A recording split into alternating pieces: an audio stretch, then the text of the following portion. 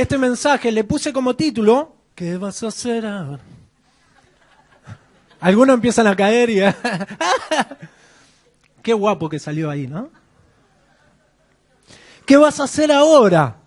Y hay un versículo que Pablo escribe en la carta a los Romanos, que todos lo conocemos, todos los que tenemos años en la iglesia o leímos alguna vez la Biblia o escuchamos alguna predica, lo hemos escuchado, que Romanos 8:28 dice que todas las cosas ayudan para bien a los que aman a Dios. Y este es un versículo, un pasaje, que nunca, pero nunca lo vamos a entender.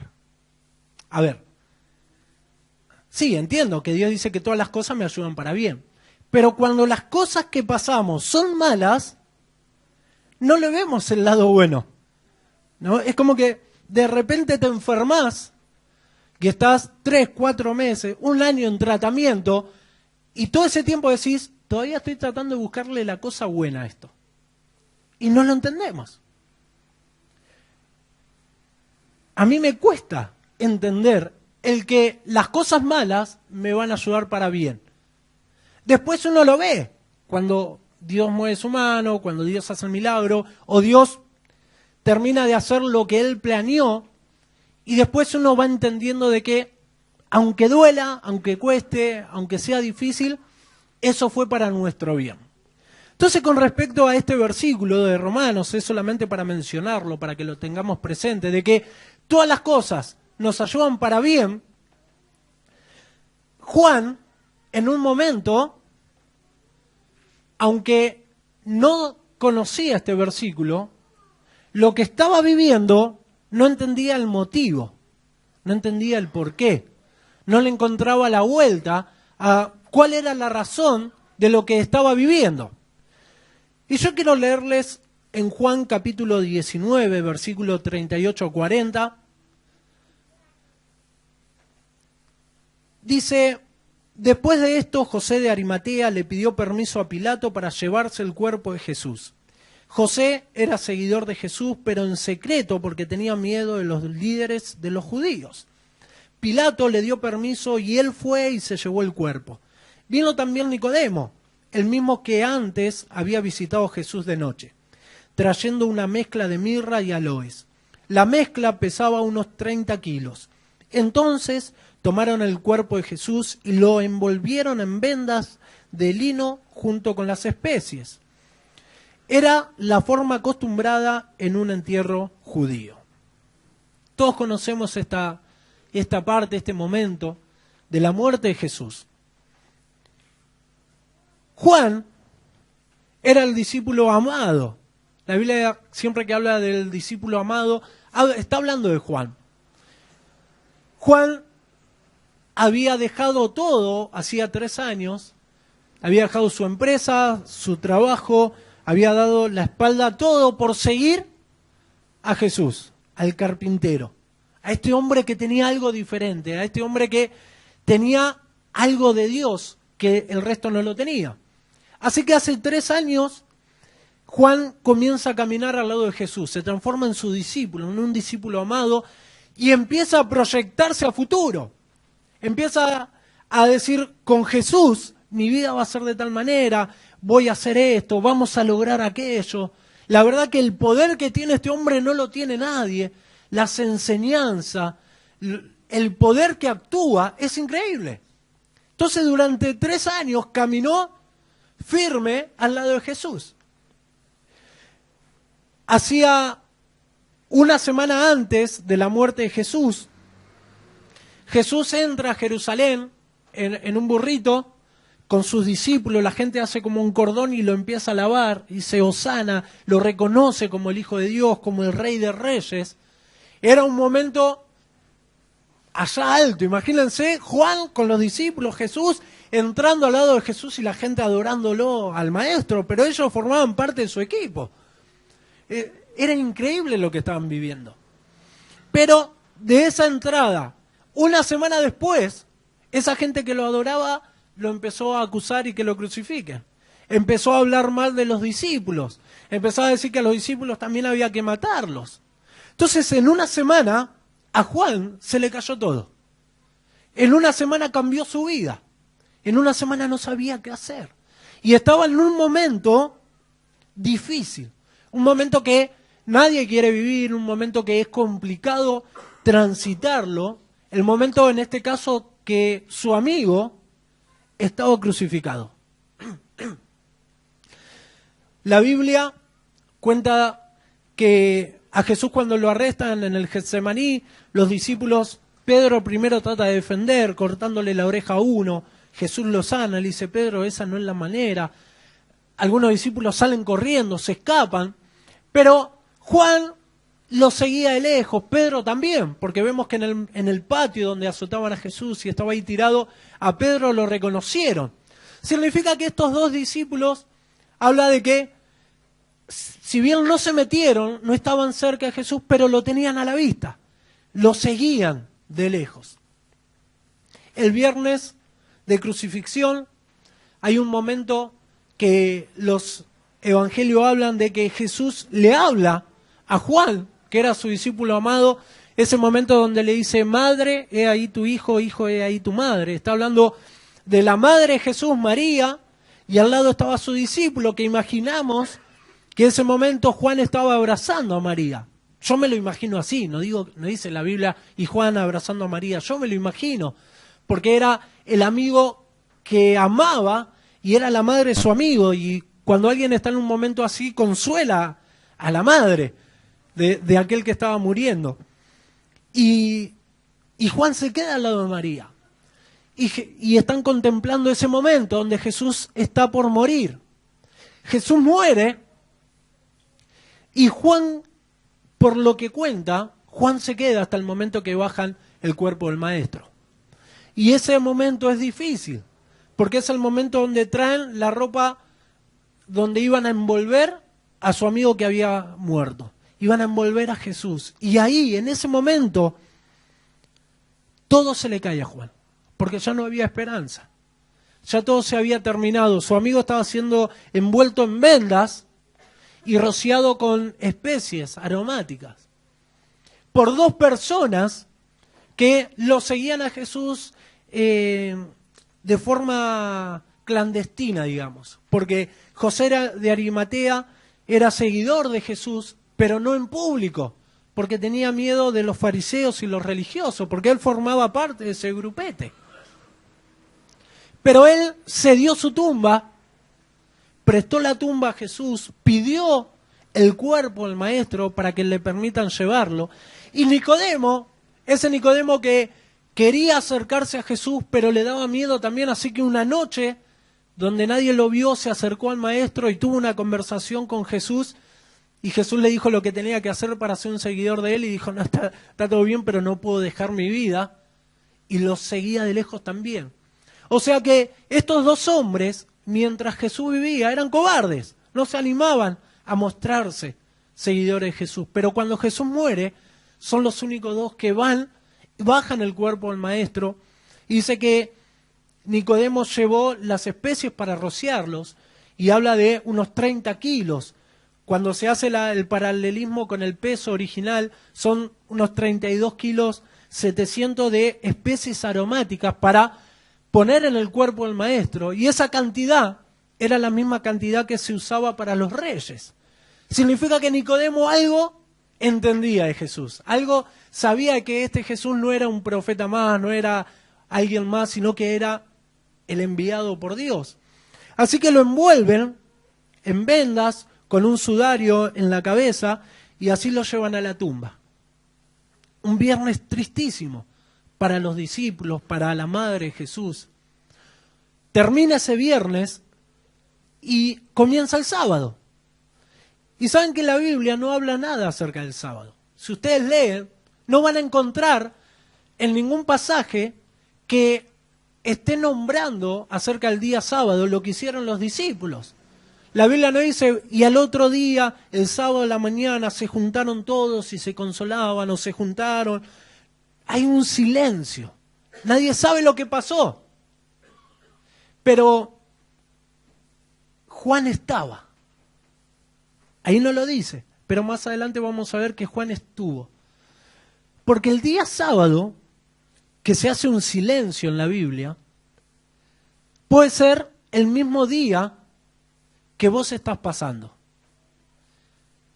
El día sábado es un día de silencio, un día que comenzó algo triste, comenzó el problema, comenzó la dificultad, comenzó la enfermedad, y el sábado lo estás viviendo en soledad. Dios no dice nada, Dios no habla, Dios no sana, Dios no restaura, Dios no abre puerta de trabajo. Tu sábado puede durar un día, una semana, 3 meses, 5 años. No sabemos. Pero en ese proceso del sábado, ¿qué vas a hacer? ¿Qué hacemos el día sábado? Porque es el día de silencio.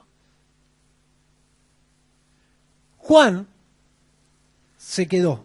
Juan estuvo. Pedro se quedó. Y estuvo. ¿Y cómo sabemos que estaban cerca de Jesús, aunque se había terminado todo?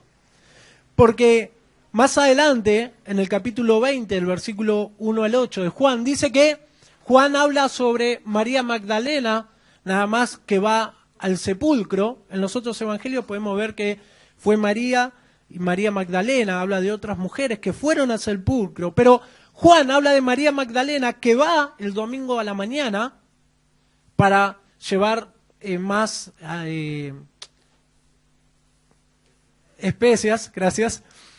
Y dice que cuando llega, ve en la tumba que la piedra estaba corrida y ve hacia adentro y estaban las vendas del maestro. El cuerpo no estaba.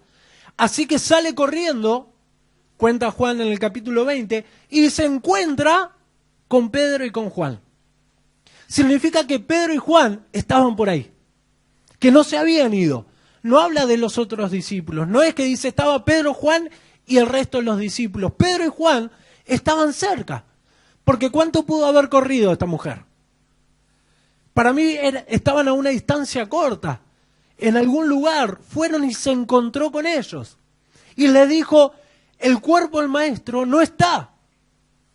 Así que Juan y Pedro, en esa imagen que salen corriendo para ver qué era lo que había pasado, si esta mujer decía la verdad. Y dice la Biblia que Juan llegó antes que Pedro y al ver las vendas que estaban desparramadas en el piso, se detuvo en la puerta. Y Pedro, que era más impulsivo, a Pedro no le importaba nada. Pedro decía andá y él iba. Pasó por adelante Juan y entró al sepulcro y ve las vendas. Y una vez que entra Pedro, Juan pasa. Algunos dicen que Juan llegó primero porque era más joven que Pedro. Igual era un par de años, ¿no es que Pedro tenía 62 años y Juan tenía 15? Es decir, bueno, es obvio que llegue primero. Y pasó Pedro. Y una vez que Pedro pasó, Juan entra, ve las vendas que estaban tiradas, y cuando mira hacia el otro lado dice que estaba el sudario dobladito. La Biblia dice enrollado. Pero es como que el sudario que cubría el rostro, la cabeza de Jesús, estaba dobladito. Y dice que Juan vio eso y creyó. Entonces yo digo, ¿qué es lo que vio y creyó? ¿Qué es lo que a Juan se le pasó por la cabeza? Porque uno puede decir, vio eso y pudo haber pensado, nuestros enemigos, los que estaban en contra de Jesús, pudieron haber robado al maestro. Ahora, si robaron, ¿por qué se tomaron el tiempo en doblar el sudario y dejarlo ahí acomodadito? Y si fue uno de los nuestros, también, ¿por qué se va a tomar el tiempo de doblar el sudario y dejarlo acomodado ahí? Entonces, investigando el significado del sudario doblado o enrollado, dice que en ese tiempo la costumbre judía era que el amo, cuando se sentaba a comer, el sirviente le armaba la mesa, le ponía todas las cosas, y el sirviente se tenía que ir y no estar a la vista de su amo. Entonces el amo comía y se limpiaba con la servilleta, se limpiaba los dedos, las manos, la boca y la barba, por la barba judía, por ahí le quedaba tuco, comía Dice que si el amo se levantaba y tiraba la servilleta de esta forma, el amo se iba, el sirviente al ver la servilleta de esta forma podía pasar y levantar la mesa. Significaba que el amo no iba a regresar, entonces podía entrar.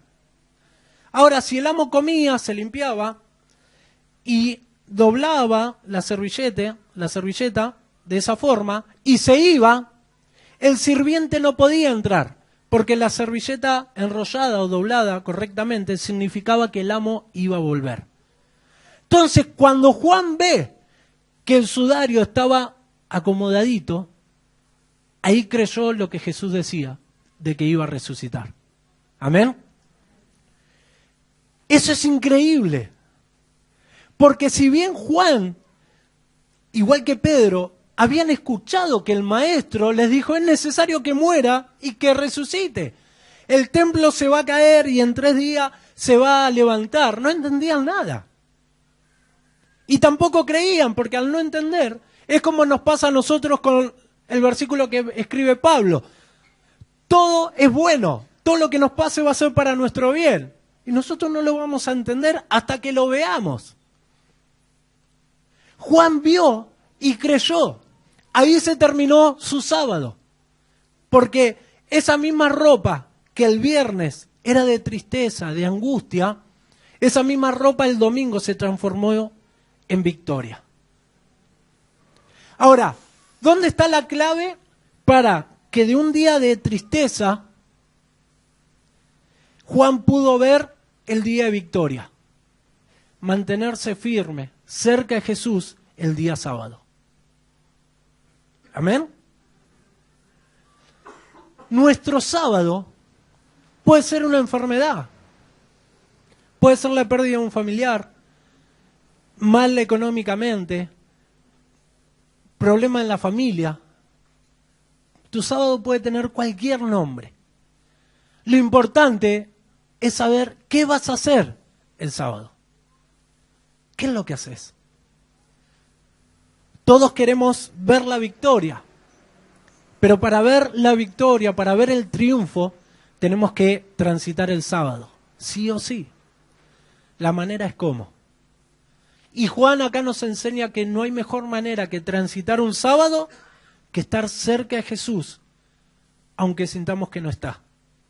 Porque ese sábado fue de un vacío increíble para sus discípulos. Para Juan, que había planificado toda una vida y de repente se cayó. ¿Y ahora qué hago? No sabemos dónde se quedó Juan. Si se quedó con María, si se quedó en el barrio, en la casa de un vecino, si tenía casa, porque había dejado todo. Pero lo que sí sabemos es que Juan estuvo. Juan se mantuvo firme.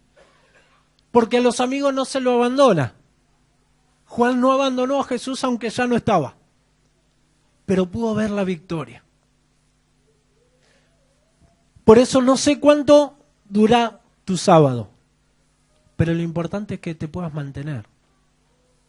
Que aunque sientas que todo se cae, que esos estudios nunca viene la parte positiva, que los médicos siempre te dicen cosas negativas, nunca viene, ni aunque sea él, está estable, detuvimos la enfermedad, ahora hay que ver cómo lo revertimos, aunque no venga eso, que el sábado podamos mantenernos cerca de Dios. Esa es la forma, esa es la manera. No alejarnos, no enojarnos con Dios. Porque Dios puede darnos la salida. Pero yo me lo imagino a Dios diciéndole a los ángeles, todavía puede un poco más. Es como ese momento donde Abraham está por sacrificar a su hijo y levanta el cuchillo y los ángeles le dicen, dale, ya está, decile que es una broma, que hay otro que va a ocupar su lugar. Y Dios le dice, no, sí puede Abraham un poquito más. Y Abraham empieza a bajar y los ángeles, dale, puede un poco más, dale, puede un poco más. Y vos decís, lo voy a matar. Este sábado va a terminar mal. Pero Dios sabe que podés un poco más. Y cuanto más angustioso es el sábado, Cuanto más oscuro es el sábado, pero cuanto más nos acercamos a Dios, aunque Él no nos hable, Dios más se agrada de nosotros. Dios dice, esa es la oración, esa es la adoración, el clamor que me gusta de sus hijos, que aunque el sábado es interminable, siguen creyendo en mí, siguen estando cerca mío. Y ahí se prueba nuestra fe. Y si estás pasando tu sábado, Dios está probando tu fe. No abandones, no bajes los brazos, porque pronto amanecerá el domingo y ese domingo será de vida. Amén.